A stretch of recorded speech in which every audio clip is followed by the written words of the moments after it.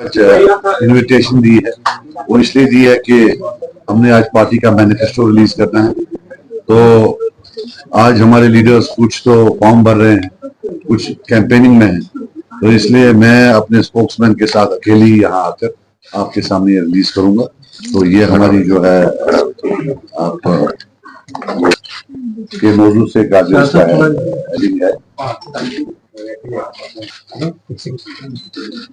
मिलेगी और पीडीएफ भी मिलेगी।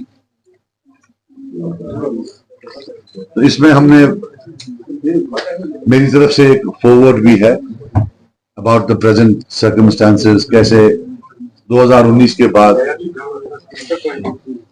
हमें डिसएम्पावर किया गया टोटली politically, how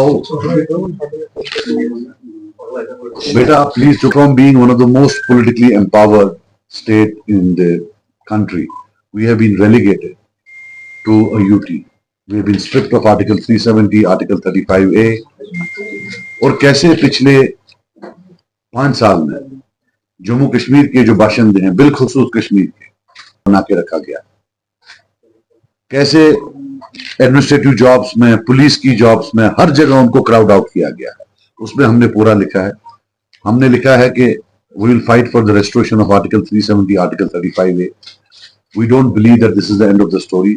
इंशाल्लाह day will come when good old days will come back and we will have federal powers at par with article 370 and article 35A।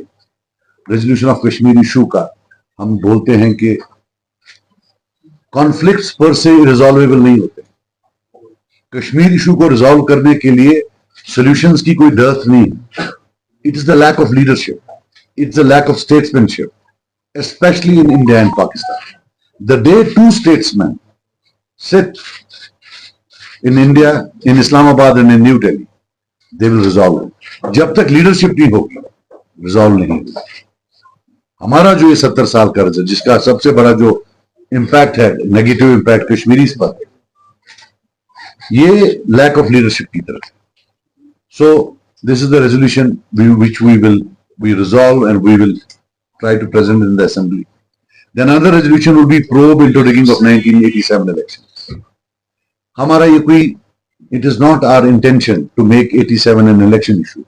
मगर 87 की रिगिंग के बाद वायलेंस आई, और जितने भी पॉलिटिकल प्रिजनर्स आज हैं, चाहे कोई भी, चाहे किसी को उम्र कैद लगी हो और सरकार फिर फांसी की सजा के लिए कोर्ट के पास गई हो, या जो बाकी हैं 35 साल, 40 साल, 42 साल, अनएंडिंग जेल टर्म्स, और ये हंड्रेड्स ऑफ देम, जब तक इसमें एक जुडिशियल कमीशन ना बैठे और जब तक ये पूरा प्रूव ना किया जाए, या जब तक वो कमीशन की फाइंडिंग्स में ये पता ना चले कि कैसे 87 is the root cause of all this, तब तक सरकार शायद कोई ह्यूमैनिटेरियन व्यू नहीं ले सकती। So we can't totally forget about a huge section of people who are rotting in jails. फिर ये जो पिछले इलेक्शन में मैंने कैंपेन इशू बनाया था, आज भी बनाएंगे, कि कैसे अगर पूरे बड़े खानदान में किसी एक इंसान ने कभी अलहदगी की पसंद थॉट नरिश किया हो, कैसे उनके पूरे खानदान को ब्लैकलिस्ट किया जाता है, और जो पुलिस वेरिफिकेशन सर्टिफिकेट्स है वो एडवर्स दी जाती है। पहले तो था, पहले आयामों में पासपोर्ट डिनाई करते थे, अब अगर प्रमोशन है उसमें भी माना जाता है।